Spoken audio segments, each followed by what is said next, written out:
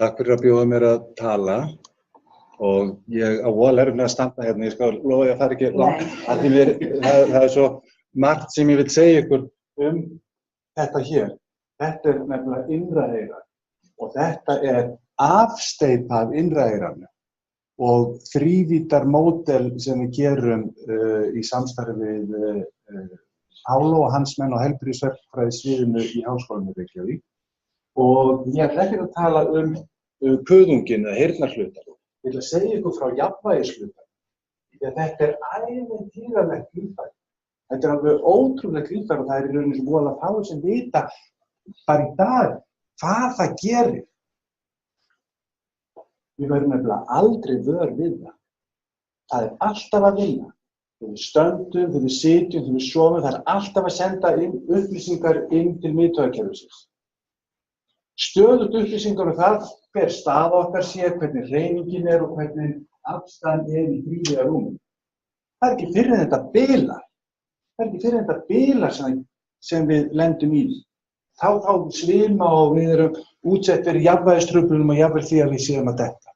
Þannig að þetta er það stórkostlega líffæri sem vinnur sitt verk í ró og næði, í kyrrð og ró, en lætur til sín heyra þegar það bilar. Það er staðsett í kleppinshluta gagnaugbeinsins og er hluti af eyranu, við höfum hérna ytra eyra, miðeyra og innra eyra og það sendir upplýsingar með heyrnar- og jafnvægistauginni inn til miðtaugakerfisins. Bygging innra eyrans, smásæbygging, er mjög svipuð hvort heldur sem við erum að tala kuðunginn, þennan miðhluta, það er að segja posan og skjóðuna, eða útricúlus og sacculus, eða þessi bóka. Það er alltaf hárfruma sem sendir hárin upp í endolymfu, en það er ákveðin vökvinn í innra eyranu með þannig efnasamsetningu að það leyfir afpólun á hárfrumunni. Og ofan á þessum hárum er einhversslags gelatín-motta, pectoral membrane kallast hún í kuðungnum, hún kallast otolith membrane í miðhlutanum eða í kalkkristallkerfunum og hún heitir cúpula í bóggangakerfunum. Nú þessi viðtakasetur í bóggangunum sem eru 3 og posanum og skjattanum eða skjóðunni senda síðan boð inn til miðtaugakerfisins. Af hverju er þetta svona mikilvægt? Af hverju er þetta svona kerfi sem sendir upplýsingar til allra stiga miðtaugakerfisins? Jú, það er af því að þetta kerfi hefur verið til staðar frá því líf kviknar. Þetta er elsta skynjun allra lifandi fruma á jörðinni, hvort heldur sem við tilheyra dýraríkinu og jurtaríkinu. Allar frumur, allt sem er lifandi, skynja þetta eina ákveðna, aðdráttarafl.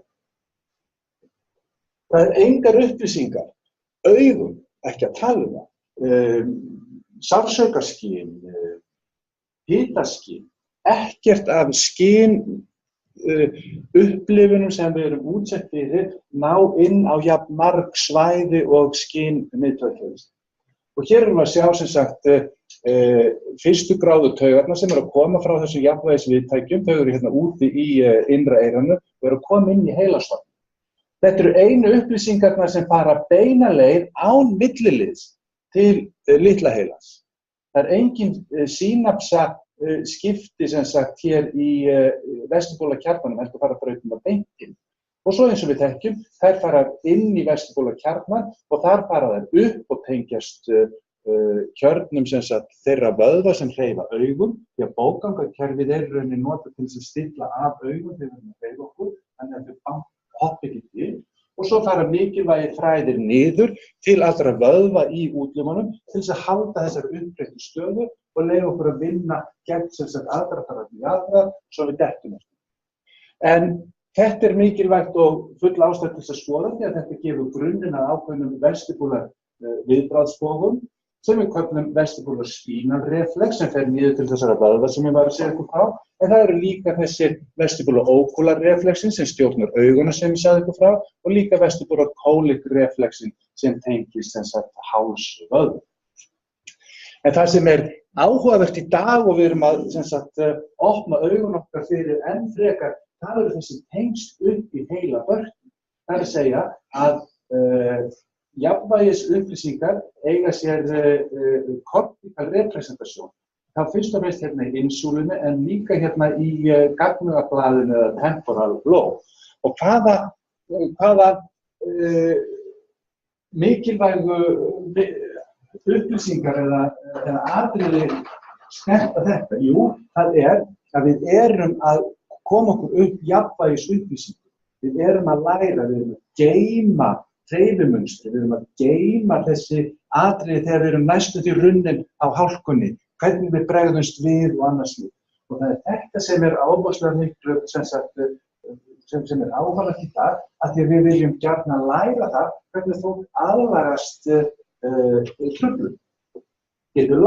Getur til dæmis hjálpað við að endurhæfa sig eftir svimasjúkdóma, getur lagað sjóveiki, svo eitthvað sé nefnt. Hér sjáum við einmitt dæmi rannsóknir sem þetta vísu myndgreining á einum einstakling og þá sjáum við hvernig hnakkablaðið eða sjónbálkurinn að lýsa og það bendir til og eins og við vitum að sjónin skiptir miklu máli í uppbreytustöðinni. Við sjáum hérna hluta af hvirfilblaðshluta heilans sem lýsir og svo það sem við sjáum illa hér, það sem þessi hérna punktur á, þetta krúnuskurður á heila og hér og þetta sagittalskurður og hérna þessi insúla, þessi insúla hluti heilabarkarins að lýsa og þetta eru væntanlega þau svæði sem skipta mestu máli í þessu jafnvægisvinnu. En það annar og sem líka mikilvægt þegar við hugsum þennan myndvöggkerfi og þessi hvela heila, þann telencefalon, það hippocampus. Og hippocampus elsti hluti hvela heilas og í rauninni þryggjalaga börkur í staðinn fyrir 6-laga börk sem alls staðar annars staðar í myndvöggkerfinu og þar hefur við séð að í rottum sem tapa fánum sínum yngri eyrum að þar hverfur verður atrófía á þessum hippocampus og hér ekki nóg með að búið að sýna það í rottum, heldur þetta í einstaklingum sem hafa tapað starfhæfni innri eyrnaþætti vegna og það má sjá það klár atrófía á þessum hippocampus. Og hvaða gerir hippocampus? Jú, hann þetta staðsetningartæki okkar í rúminu. Það það sem gerir við röðum gangan, það það sem gerir við röðum heimu berjum og annars. Við setjum minnið af þennan punkta á kosta og sem gerum hippocampus og sem hjálpa okkur að rata heim. Og rottur sem vantar þessa funksjón, tapa innri eyrunum, við tapa þessari staðsetningarhæfni og getum á að rata í þríðu rúmi. Nú, hér innra eyra, það tekur þátt í þessari stöðustjórnun, eða postural control. Það sjón, stöðuskynni í vöðvum og þrýstiviðtakar sem eru stöðugt að senda boð til miðtaugakerfisins sem eru að leiðrétta síðan uppbreyttu stöðuna sem þessi sómatíski efferent. Það líka mikilvægt að segja þessum autonóma efferent sem ósjálfráða svörun og væntanlega eitt af mikilvægu funksjónum ótónýtra kalkristallakerfisins í því þegar við reisum okkur upp að vera á undan og reglera að stjórna blóðþrýstingnum sem þýðir yfir okkur. Þannig að það þessi autonóma pathway. Nú, misvægi þessum upplýsingum framkallar svima, það við oft sagt ykkur. Aðlögun eða adaptasjón lykilatriði hvað varðar meðferð á svima. Þegar þessi svimi gefur sér til kynna, þá þarf heilinn að fara að aðlaga sig þessum breyttu kringumstæðum og það gerir hann svo sannarlega og það tekur 2-3 daga. Hvað varðar þessa aðlögun, þá þetta kannski það mikilvægast að byrja útsetjast fyrir vandamál, útsetjast fyrir svimum. Hér erum við rannsóknir, kettir og apar. Þá teknir apar og það var skemmt að innleiðum. Svo voru þau geymdir í algjörri einangrun. Svo var einn apinn tekinn dag 1 og hann var að gera eitthvað. dag, 2 dag, 3 dag, 4 og 5 og það var fundið á hvaða tímapunkturinn kríktist og hvað varðar þessa adaptasjón að geta sett hann í gang. En aparnir voru ekki útsendir fyrir neinni hreyfingu, sá enga hreyfingu í augum og gátu ekki hreyft sig sjálfir. Eftir 5 daga náðu þeir aldrei fyrra form. Því fyrr sem það setur í gang, því meiri líkur eru á að þið batni. Og þetta er pínlítið lykilatriði sem segir við sjúklingana sína. Með illu skal illt úr drepa. Láttu þið svima, fyndu út hvað framkallar svima, hvað framkallar vandræði og það tryggir það að þú verður góður. Og þá einstaklingar sem hafa fengið upplýsingar og það er liggja, eller kanntu bara ykkur frí og kanntu í rólega, þeir fara illa.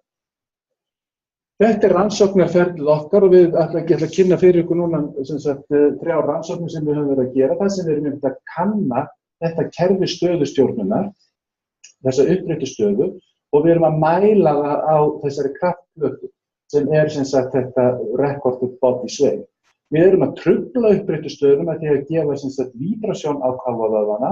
Við erum að mæla vöðvarafvirkni í kálfavöðvunum og nú, og ég ætla að klára það á eftir að segja ykkur pínlítið frá þessu 250 rása EEG-kerfi sem við erum að bæta við í rannsóknum settum. Skoðum betur hvað jafnvægisplata mælir. Jú, hún mælir hreyfinguna eins og í þessu tilfelli fram og aftur líkamssveifluna og við höfum sjúklinginn eða viðfangsefnið á þessari plötu og hann þarf að standa í 238 sekúndur með opin augu og aðra 238 sekúndur með lokuð augu.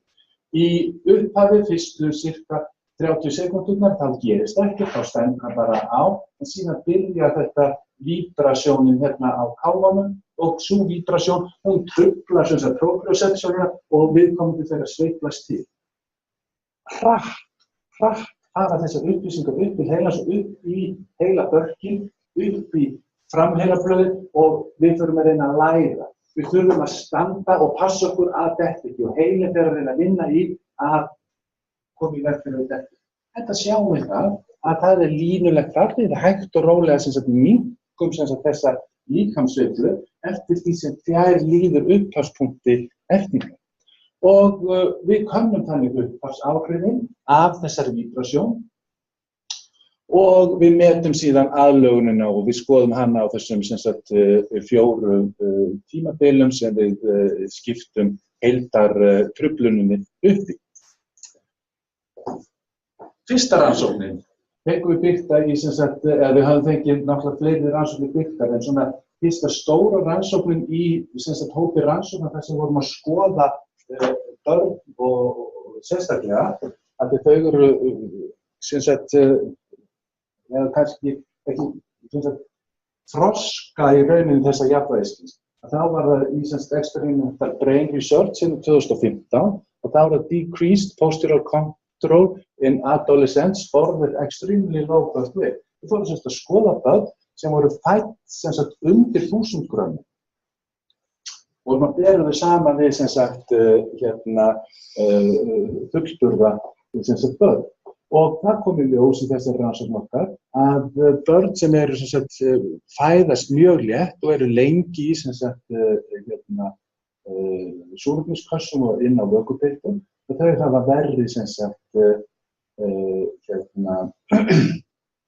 verri verra jafnvægi með tilliti til eins þáttar.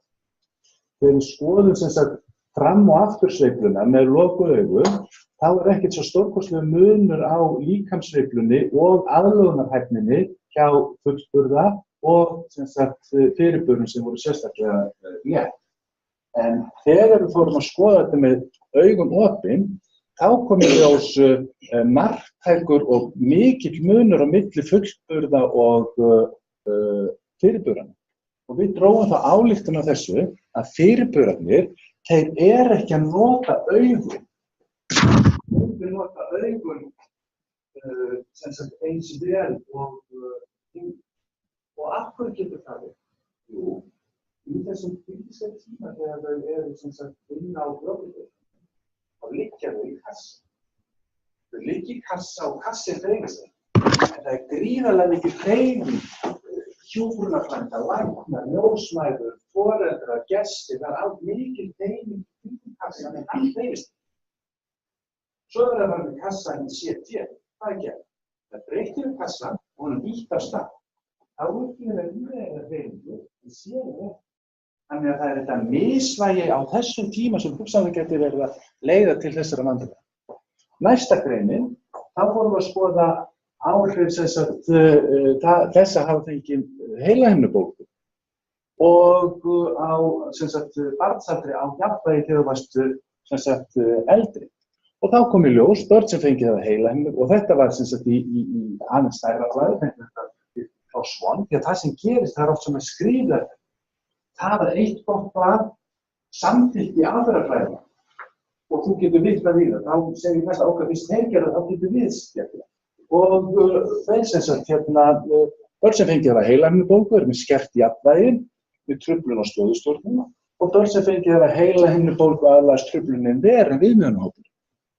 Og svo þriðja rannsóknin sem við fengum Nature Scientific Report, það var bara núna í fyrra, að þar vorum við að skoða börn sem höfðu fengið krabbameinslyf á vegna lífkynja sjúkdóma á barnæsku og við skoðuðum þau þegar voru komin yfir 18 ára aldur. Og börn sem meðhöndlað hafa verið með krabbameinslyfi eru með skert jafnvægi við truflun og stöðustjórn. Aldur barnanna við meðferð skiptir mestu máli. Ungu börnin, það er að segja þau sem í hópnum sem fengu voru yngri en 8 ára, þau aðlösu truflunin miklu verr en viðmiðunarhópurinn sem voru það bæði börnin sem fengu krabbameinslyfin eldri en 8 ára og svo þessi sem ekki höfðu fengið nein krabbameinslyf. Og þess vegna ætla ég að segja ykkur aðeins í lokin frá þessu 256 rása EEG-rannsóknum sem við erum farin að tengja við þessa stöðustjórnu í þeirri von að geta farið að átta okkur betur á hvað er að gerast í viðbragðskerfinu þegar þessi truflun gerist.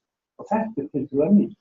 Við keyptum í læknadeildina í líffærafræðinni með hópi vísindamanna á Reykjavíkursvæðinu 256 rása heila rafrit og það góða við þetta, það er að koma þessu fyrir í bakpoka og fara með þetta hvert á land sem er, þannig að það er gott fyrir okkur. Nú hér pínlítið til þess að átta sig á að þá verður að skoða þessi mismunandi heila bylgjur, delta, þeta, alfa og beta bylgjur sem eru mismunandi eftir því hvaða virkni við erum að skoða hverju sinni. Þetta er að sjá þessa virkni fyrir hvern veginn einstakling, en þegar maður ætlar að fara að skoða hópeinstaklinga þá þarf maður að fara að búa til eitthvað meðaltal. Og við eittum sumrunni að búa til prógram sem gæti tekið saman þessa mælingar og hópeinstaklinga og gefið okkur p-gildi hvað varðar hvað er mest að gerast hjá hópnum. Og við getum séð hérna að við erum að sjá lýsingu á hnakkablaðinu, occipitalognum, sjónberkinu, sem fer af stað þegar við byrjum að stimulera með víbratorunum og við erum líka að sjá hérna insular svæðið er að lýsa. Nú, þetta eru preliminæra niðurstöður og að gefa okkur svona tækifæri til að halda áfram og stóra prójekti núna er að fara að tengja þetta heila rafrit við rannsóknir á sjúkum og næsti hópur sem við viljum virkilega fara að skoða, við erum 10 búin að skoða börni, næsta það sem við viljum skoða eru einstaklingar sem hafa orðið fyrir sem höfuð, eða traumatic brain injury.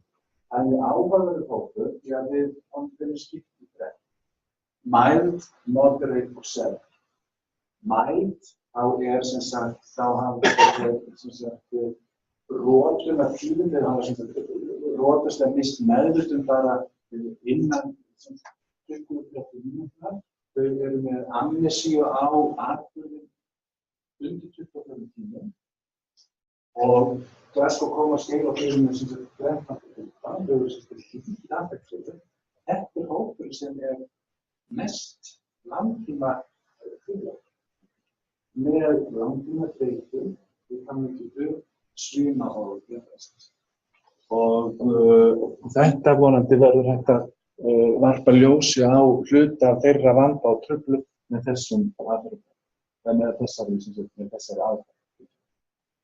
og þetta ætlaði ég sem sagt að segja ykkur frá þetta sem sagt svona það sem að gerast.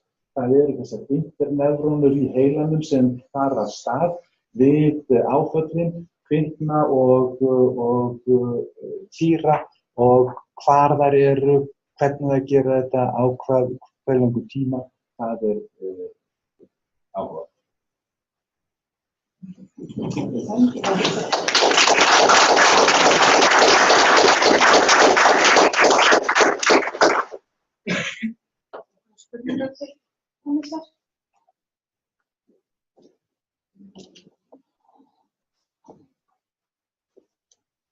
Þú varst að spá í með sjóveikina líka, var það ekki?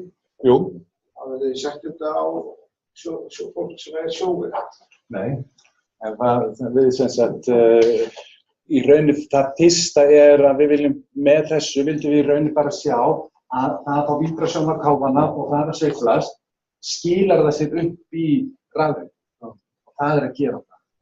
Þannig að það bara þessar sem sagt eins og ég segi þessar preliminæru niðurstöður að henni góða. Og svo kemur það náttúrulega munur á þessu einhver munur á lýsingunni hjá sjómanni sem með landfætur og svo búin að vera mann út á sjó og með sjófætur. En þessi virtual gleraugu sem eru til núna, þið getur bara búið til hvað scenario sem þetta ekki? Já. Þau eru ótrúlega. Ég var að prófa svolítið gleraugu út í Frakklandi og við verðum að kaupa svolítið.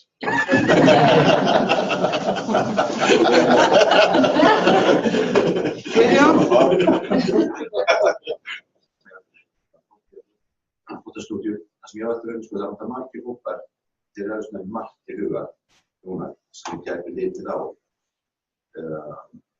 vitlassjúklingar með alls konar hljómska svima höfuðbólgu sjúklingar